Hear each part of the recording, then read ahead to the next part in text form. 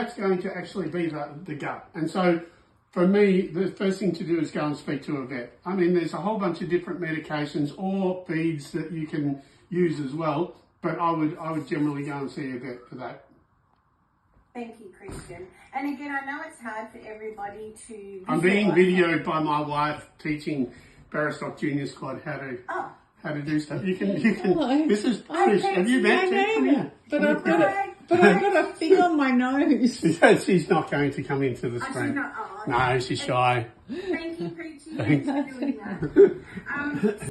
With her fingers when she's... You know what, the thing is, the best way, like I always talk about warming up and cooling down. We want to get really fancy with stretches and carrot stretches and all that sort of stuff.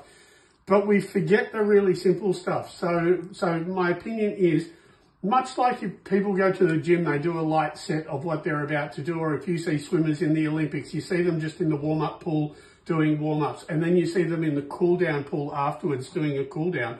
So my recommendation is just do a really light version of what you're about to do. That's why we have warm-up arenas. That's why we have racehorses running to the gate rather than just walking or being right at the gate. So do a very light version of what you're about to do, because it just sets the muscles up to get ready to do what it is that you're going to do.